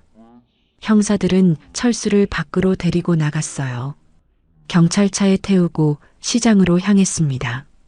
시장에는 이미 많은 상인들이 모여 있었어요. 종두와 우석이 경찰차에 실리는 모습을 지켜보고 있었습니다. 또 다른 경찰차가 도착했어요. 안에서 철수가 내렸습니다. 상인들은 깜짝 놀랐어요. 저 사람, 파출소 경찰 아니야? 맞아. 저 사람한테 신고했는데 아무것도 안 해줬잖아. 그래서 그랬구나. 상인들 사이에서 웅성거림이 일었습니다. 도연이 상인들 앞으로 나섰어요. 여러분, 이 사람은 비리 경찰입니다. 도연의 목소리는 크고 명확했습니다. 조폭들과 결탁해서 여러분의 신고를 묵살했습니다. 상인들은 분노에 차서 철수를 바라봤어요. 그러니까 신고해도 소용없었던 거였구나. 과일 가게 아주머니가 소리쳤습니다. 우리가 얼마나 힘들었는데. 생선 가게 아저씨도 주먹을 쥐었어요. 철수는 고개를 숙인 채 아무 말도 하지 못했습니다. 도연은 철수를 경찰차에 태웠어요. 이제 모든 게 밝혀졌습니다. 안심하셔도 됩니다. 도연의 말에 상인들은 박수를 쳤습니다. 환호성이 시장에 울려 퍼졌어요. 은정은 시어머니와 함께 서 있었습니다. 시어머니는 눈물을 흘리고 있었어요. 정말 끝난 거야? 네, 어머님. 이제 정말 끝났어요. 은정도 눈물을 닦았습니다. 남편이 두 사람 옆으로 다가왔어요. 엄마, 은정아. 남편의 목소리는 떨렸습니다. 다 제 잘못이에요. 제가 엄마한테 이런 짐을 지웠어요. 남편은 무릎을 꿇었어요. 시장 바닥에 머리를 조아렸습니다. 죄송합니다. 정말 죄송합니다. 시어머니는 아들을 일으켰어요. 이제 됐어. 일어나. 엄마, 내가 잘못한 건 맞아. 하지만 이제 다시 시작하면 돼. 시어머니의 목소리는 따뜻했습니다. 앞으로는 바르게 살아라. 알았지? 남편은 눈물을 흘리며 고개를 끄덕였어요. 네, 엄마. 꼭 그렇게 할게요. 은정은 남편을 바라봤습니다. 실망스러웠지만 다시 시작할 수 있다는 희망도 보였어요. 당신, 이제 정말 달라져야 해요. 알아. 꼭 달라질게. 남편은 은정의 손을 잡았습니다. 고마워. 내가 없었으면 엄마는 어떻게 됐을지. 은정은 미소를 지었어요. 우리 가족이잖아요. 도연이 세 사람에게 다가왔습니다. 어르신, 이제 법적 절차가 남았습니다. 법적 절차요? 네. 불법 사채 계약은 무효입니다. 원금도 갚을 필요 없어요. 시어머니는 눈을 크게 떴어요. 정말요? 네. 이미 낸 이자도 부당이득으로 돌려받을 수 있습니다. 도연은 서류를 보여줬어요. 750만 원 정도 받으실 수 있을 겁니다. 시어머니는 손으로 입을 막았습니다. 그럼 빚이 없어진다는 거예요? 네, 완전히 없어집니다. 도연의 말에 시어머니는 주저앉았어요. 너무 기쁜 나머지 다리에 힘이 풀렸습니다. 하느님, 감사합니다. 시어머니는 하늘을 올려다보며 눈물을 흘렸어요. 은정과 남편이 시어머니를 부축했습니다. 어머님, 이제 정말 괜찮아요. 시어머니는 은정을 꽉 안았어요. 고맙다, 은정아. 정말 고마워. 아니에요, 어머님. 당연한 거예요. 두 사람은 한참을 그렇게 안고 있었습니다. 주변 상인들도 모두 울고 있었어요. 기쁨의 눈물이었습니다. 우리도 해방됐어. 이제 걱정 없이 장사할 수 있어. 정말 감사해요. 상인들은 서로 껴안으며 기뻐했습니다. 도연은 상인들을 모았어요. 여러분, 수고 많으셨습니다. 도연은 상인들에게 고개를 숙였습니다. 용기 내서 증언해 주셔서 감사합니다. 상인들이 박수를 쳤어요. 아니에요. 감사한 건 저희죠. 과일 가게 아주머니가 소리쳤습니다. 경정님 덕분에 살았어요. 도연은 미소를 지었습니다. 아닙니다. 은정이 덕분입니다. 도연은 은정을 가리켰어요. 이 사람이 용기를 내지 않았다면 여기까지 오지 못했습니다. 상인들은 모두 은정을 바라봤어요. 그리고 다시 박수를 쳤습니다. 은정 씨, 고마워요. 정말 대단해요. 우리 영웅이에요. 은정은 얼굴이 빨개졌어요. 아니에요. 저는 그냥. 아니야. 넌 영웅이야. 시어머니가 은정의 손을 잡았습니다.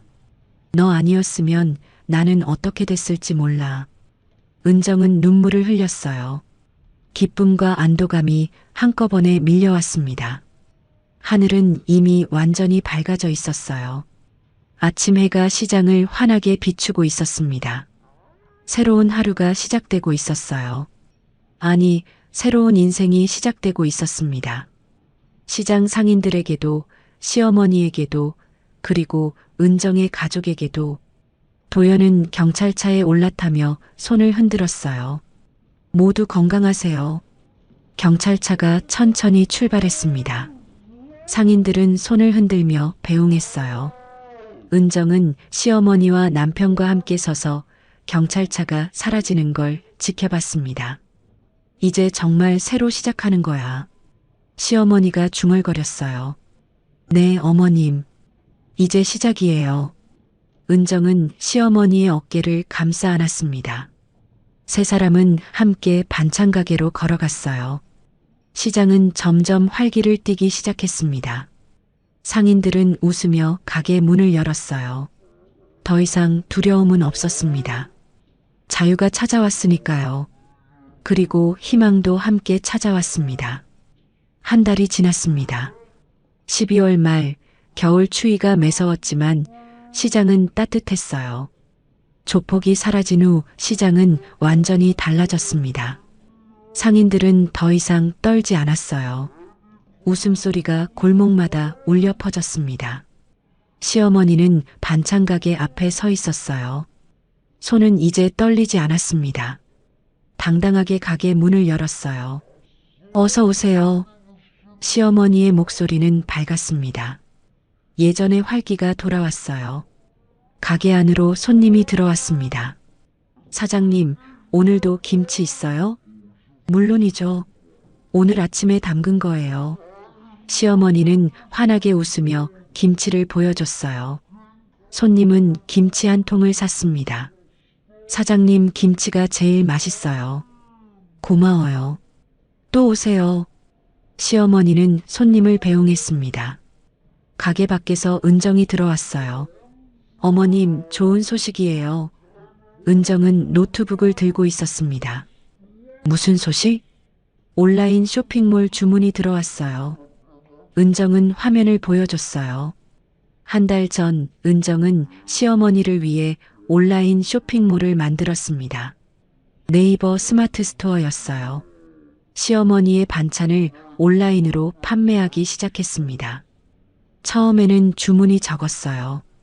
하루에 한두 건 정도였습니다. 하지만 입소문이 퍼지기 시작했어요. 맛있어요. 정성이 느껴져요. 재주문할게요. 리뷰가 하나둘씩 쌓였습니다.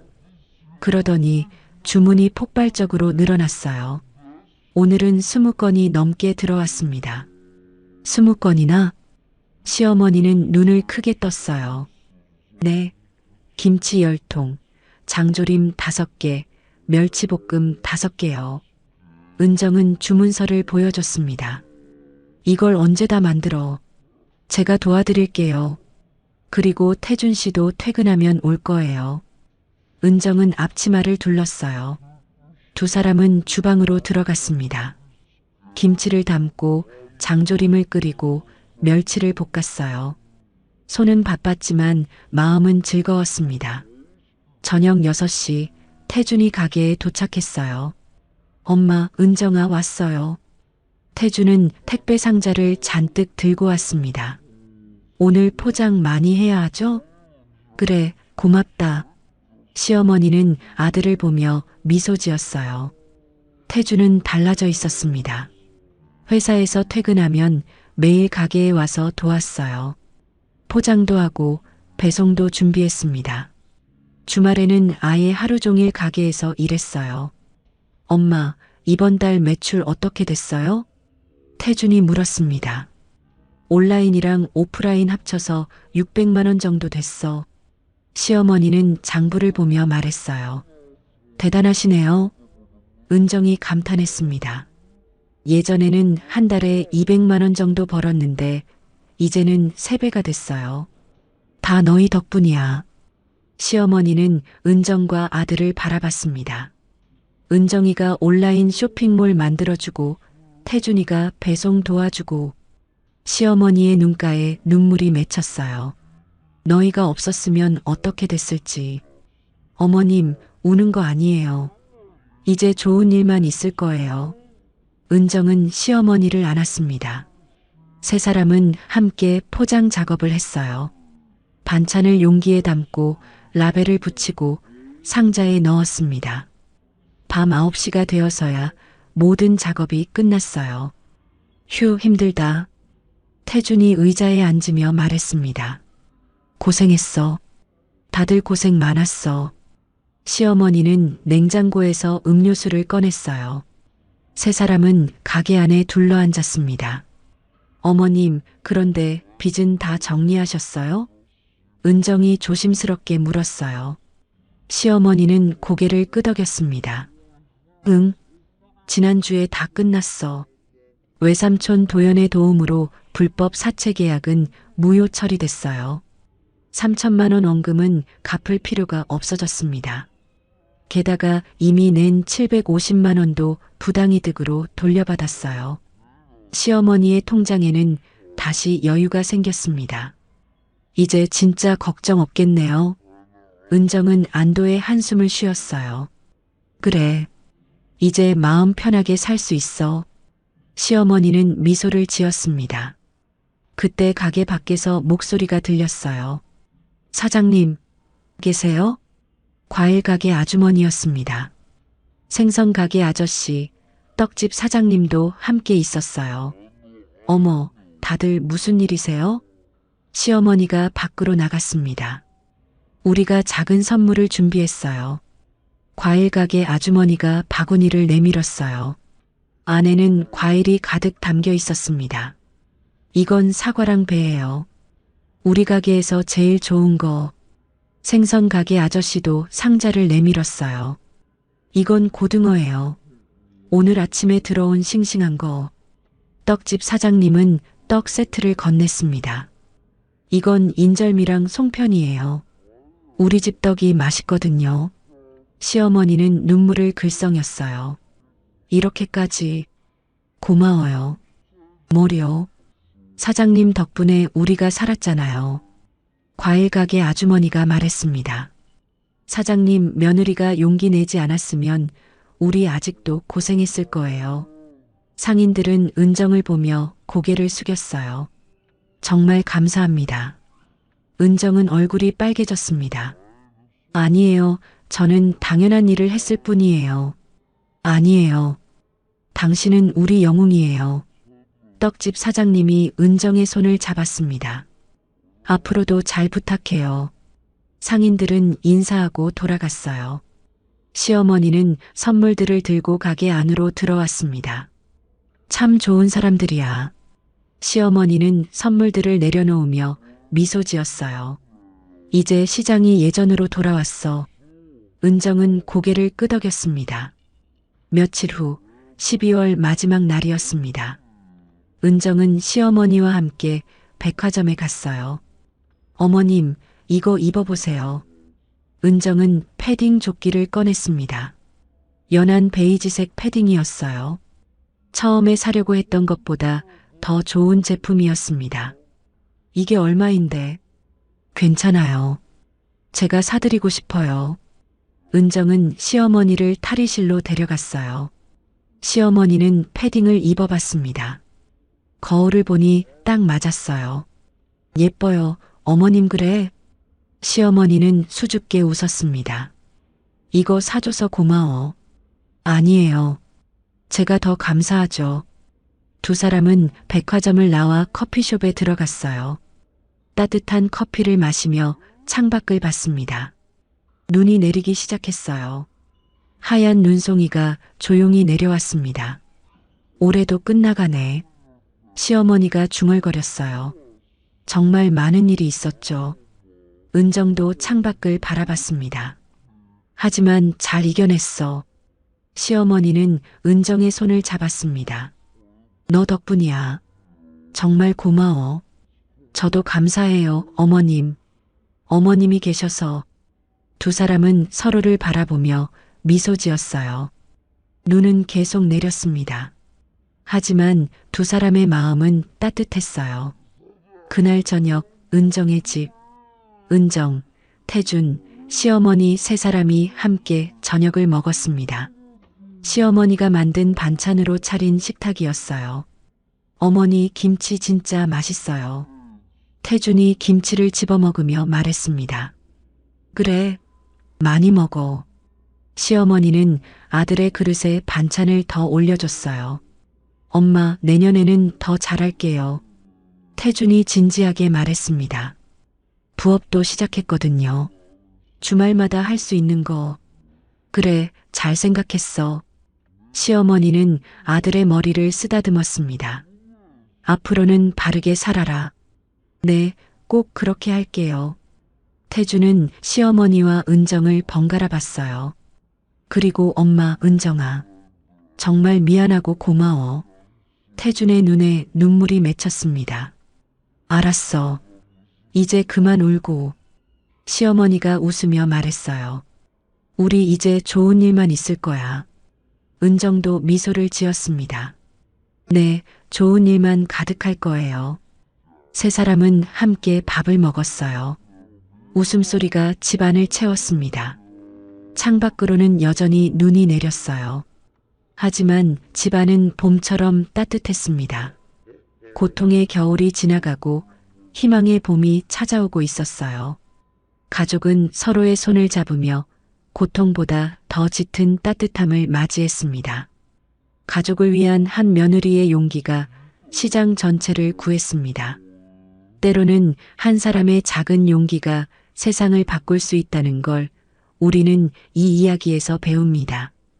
그리고 진정한 가족의 의미는 피보다 진한 책임과 사랑에서 온다는 것도요.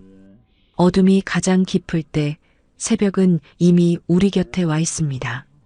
오늘의 이야기가 당신의 마음에 작은 행복을 드렸다면 앞으로도 당신의 인생에 잔잔한 위로가 될 이야기들로 찾아뵐 수 있도록 구독과 좋아요를 눌러주세요. 그리고 사연의 주인공을 위한 따뜻한 응원의 말씀도 댓글로 남겨주시면 큰 힘이 됩니다. 당신의 오늘 하루도 노을처럼 아름답게 물들기를 바랍니다. 노을빛 인생이었습니다.